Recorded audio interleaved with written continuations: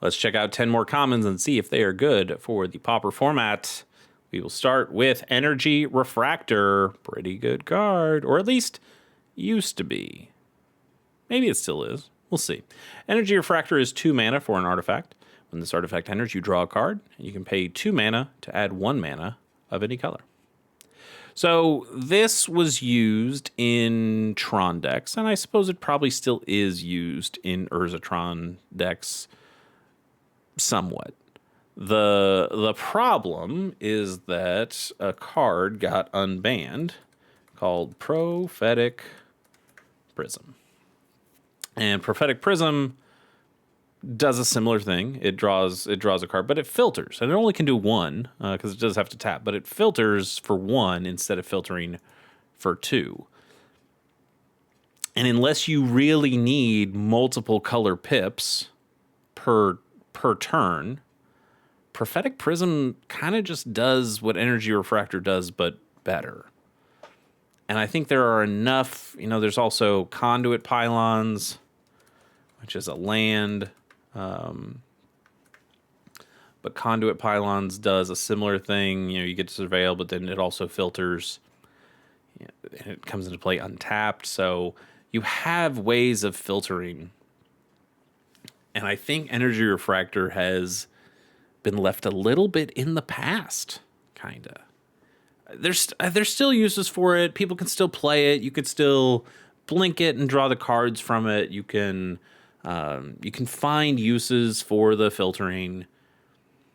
Sometimes you'll just need, if you can make infinite colorless mana, and there are ways of doing that in Pauper.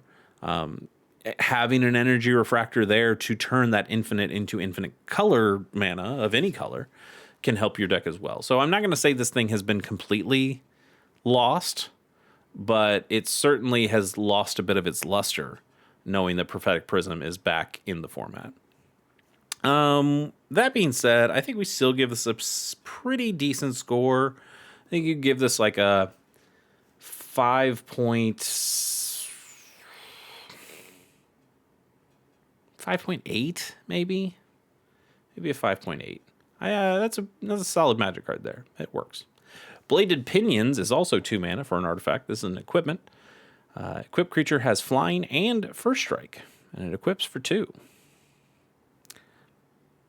That's not terrible. It's 4 mana. 4 mana to give something first strike and flying. It seems a little expensive, but those are 2 pretty solid abilities. Flying is a fantastic ability, and then first strike is pretty good. But when you put them together, you're really like flying puts you on a different like plane, right? There's only so many creatures that fly, and if you don't fly, you can't really interact with flyers unless you have reach, I guess. And then of that smaller subset of creatures, now you have first strike. So the flyers that are generally a little weaker, if you have a flying first strike thing that's decently powerful, you can just kind of block everything in the air, or you can swing in and not worry about getting killed. Maybe get some good damage in. 2 mana is not terrible to get this thing on the table. 2 mana to equip this. I wish it was a little cheaper, but I understand why it's not. It's okay. It's not amazing. I think you can give this a 3.3 and feel okay about it. But I think you'd want a little power toughness boost to really sweeten the pot at this point. And without that, it feels a little expensive. I don't think you'll like playing this. Next up is Selesnya Cluestone. We're getting a lot of artifacts this time. Cluestone is 3 mana for an artifact. It can tap 4 green or white Selesnya mana. And 4 Selesnya mana, a green and a white, and tap and sacrifice this artifact, you can draw a card. Cluestones in Commander are basically completely priced out. You can play talismans, you can play signets. There's just better mana rocks at this point that you get for 2 mana. So 3 mana rocks pretty universally they have to do something real crazy. And tapping and sacking to draw a card is okay, but you can play Mind Stone. You can play Mind Stone with just 2 mana that can sack itself to draw a card for cheaper than this. Sure, it only makes colorless mana, but that matters. That matters the mana you put into this to put it on the table in the first place. In Pauper, I just don't see mana rocks at all. And I think it's because the format's a little too fast for them. That you're playing generally pretty cheap creatures to the point that you don't need to ramp up because you'll be fine. Like you'd rather just play creatures, play value pieces early and continue to build and build rather than trying to ramp to a giant thing. Because I think most of the time you'll be overrun with little stuff on your opponent's side. Even in something like the Urzatron decks that might want something like this, that to help you, to give you something to put all that colorless mana into, that can filter, not even filter, but just gives you now color mana to play with, that it's okay. It's okay, but I just yeah, that's just kind of a shrug, honestly. Cluestones are not amazing. Let's go ahead and give it like 2.3, I guess. I'll give this a 2.3. I'll say Cluestones are 2.3s. Still just not really something you want. Excuse me. Fledgling Djinn is 1 and a black for a 2/2 flying Djinn. And at the beginning of your upkeep, this creature deals 1 damage to you. Originally from Weatherlight. It's always had the same art. That's cool. Djinns generally have downsides to them. They're also generally very expensive creatures. So to have one that's just a 2/2 for 2 it's not bad. 1 damage to you each turn isn't great. You can find ways of making that work for you. You know, there are cards that want you to have taken damage in a turn. Maybe you get something extra now that you've taken damage in a turn. Maybe you can just race your opponent. That you have a 2/2 flyer, you take a damage each turn, but you're able to deal 2 damage with this guy each turn. Is that useful enough to you? Could be. He is a little vanilla, though, and you can probably just find other cards to play. I could not remember this card's name last episode, but Refurbished Familiar, obviously, is the black flying creature that gets played a lot these days.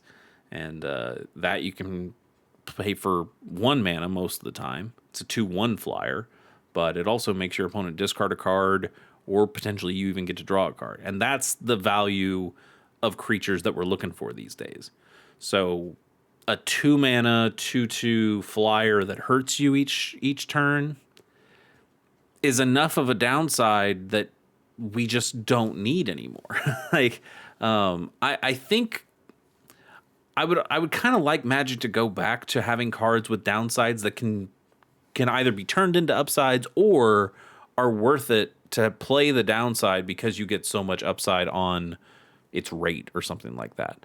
And we don't see those cards all that often because Wizards feels, I guess the player base thinks they feel bad, and Wizards doesn't want to make you feel bad, so they just don't make cards like those anymore.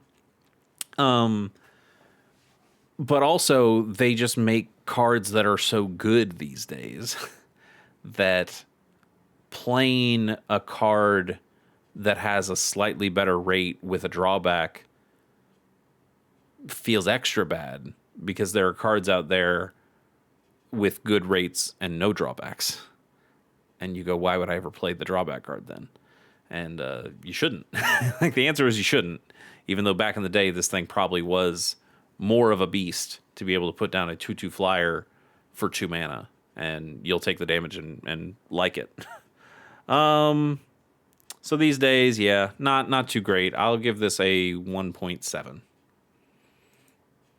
Keep on going. Ray of Distortion is 3 and a white for an instant. Destroy target artifact or enchantment. It's got flashback for 6 mana, 4 and double white. Yikes.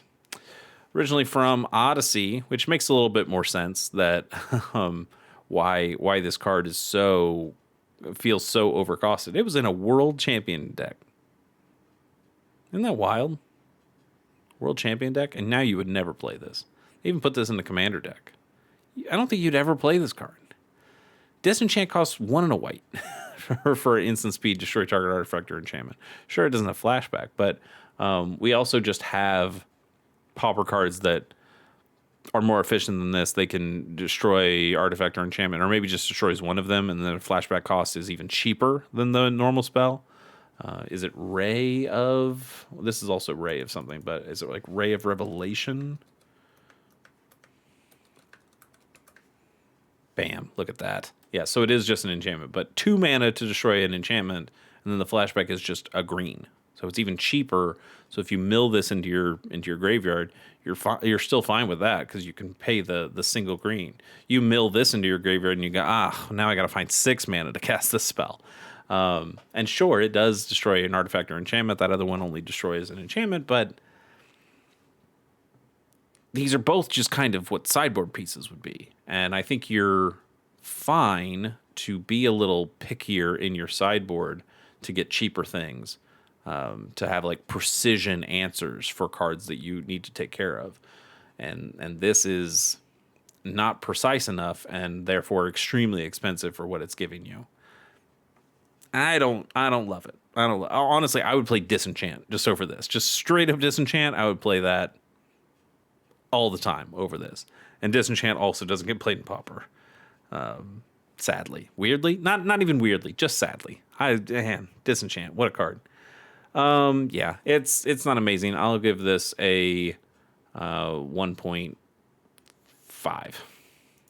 Just to cost too much. I know we've talked about these a number of times. I don't know if we've actually done them. Volatile Fjord is a snow land with basic land types. It's an island mountain, so it taps for blue or it taps for red, but it enters tapped. These are great. These are great. I think we've done the normal tap duels, but I don't know if we've done the snow tap duels that have land types. So you're going to be able to use your island cycling creatures, your Oliphant, your mountain cycling creature, grab this, be able to play a dual land. Great. That's just good value right there. Being able to tutor up these is a big deal in something like Pauper. That is good fixing.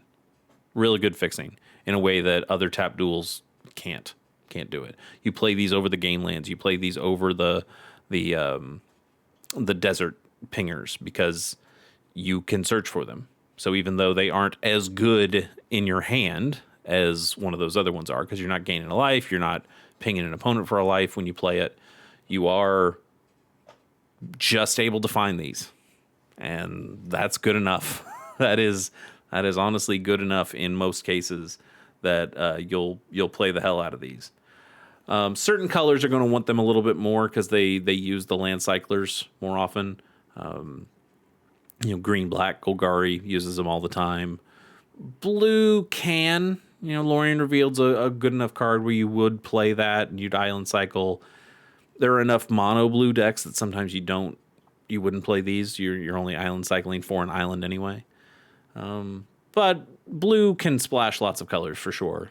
Terror decks can basically come in every color. I haven't seen them in white, but I think they could work. Azorius Terror, I think that could totally work. These are good. These are just real good cards. I'm going to give them I don't know what I gave the other tapped duels with land types. These are a little bit better. I think did I give those like an 8 and I said I would give this like an 8.1 just because Snowland might give you a little something extra. Let's go with that. Let's say these are an 8.1. Really good card. Probably the best card we'll see today. Actually, almost assuredly the best card we will see today. Jessian? You tell me. Jessian Lookout is 1 and a blue for a 2/1 human scout. That's all it is. That's all it ever will be. And It's not great. It's a worse grizzly bear because it's in blue, and blue has bad creatures. So let's give it a 1.2. This is power and toughness reversed. That was our 7th card of the day. Let's move on to the next one. Ride's End. I'm a little surprised this hasn't seen more Pauper play. Let's talk about it. Ride's End is 4 and a white for an instant. This spell costs 3 less to cast if it targets a tapped permanent, and you exile target creature or vehicle. Okay, so not a ton of vehicles in Pauper. There's some, but not a ton of vehicles in Pauper. You don't generally have to worry about that. But exiling a creature for what could be 2 mana. Yes, you could pay 5 mana, and that feels like a real bad deal. But you most of the time are going to play this card for 2 mana. And your opponent's going to come in with some big creature that doesn't have vigilance, you hope. Vigilance is going to be the bane of your existence.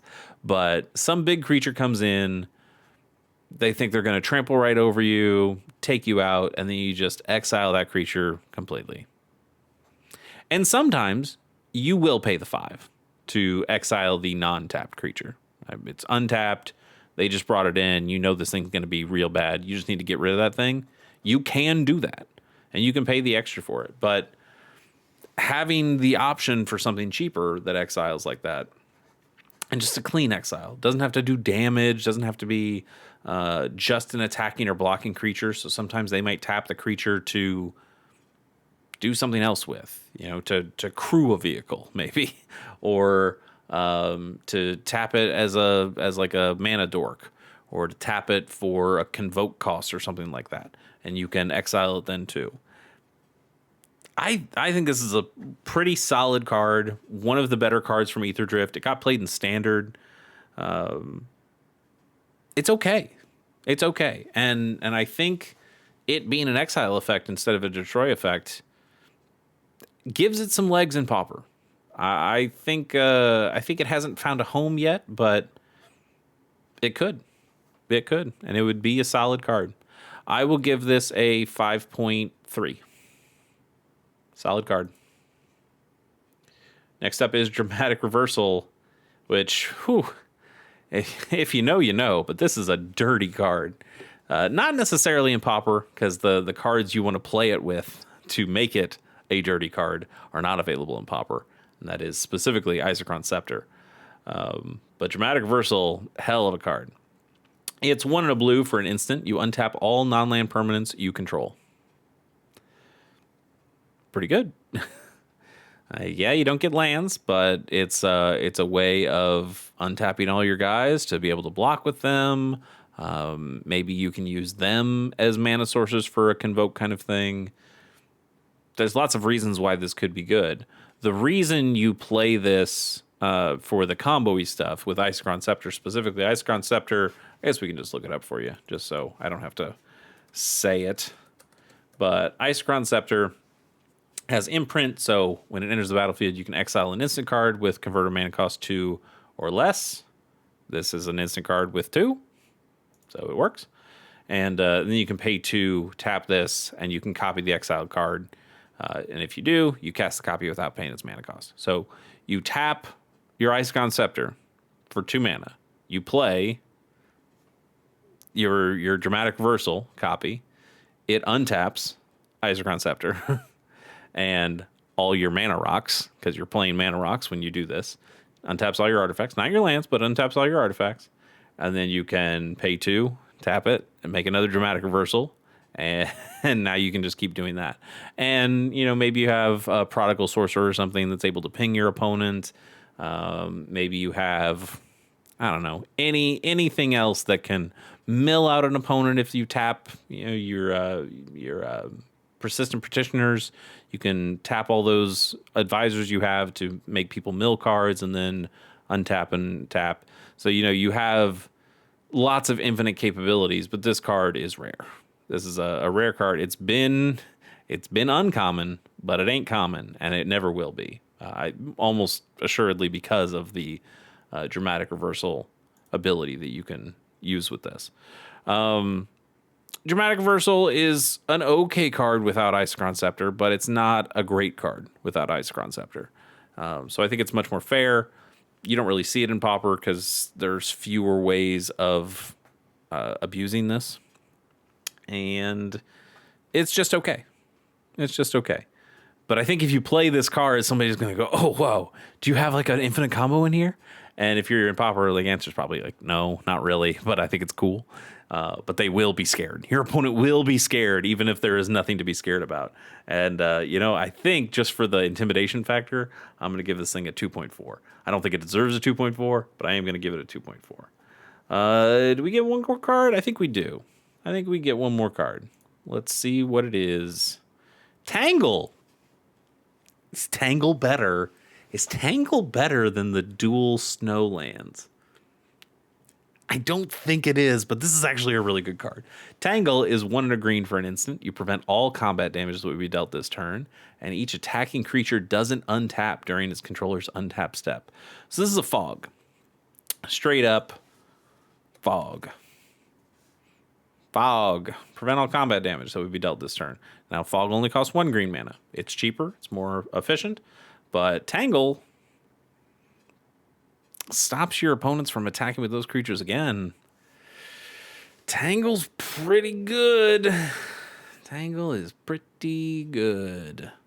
Tangle, though, has the problem that I don't like. I've mentioned it before, but this Vintage Masters is, I'm pretty sure, almost positive, only an online set. So if you're going to play Tangle, you're going to play a card that looks like it's uncommon. And that's bad. I don't like that. I guess the Spider-Man one you really can't tell, but I don't want to play a Spider-Man card. I also don't want to play a Pauper card that costs $4.50. If you're asking me, that's why I play Pauper, is because it's cheaper. Although all of these copies are pretty expensive. The World Champ you can get for 50 cents, but I guess technically you shouldn't be playing that in Pauper. In a constructed format, rather. Tangle's good. Tangle's real good. It is a staple in Turbo Fog decks. Turbo Fog decks are a bit of a meme in Pauper, but they are effective. They can be extremely effective. They can beat opponents that aren't ready for them. And Tangle's one of the reasons why. Tangle next to Fog are like 8 of the strongest cards in that deck. Real good.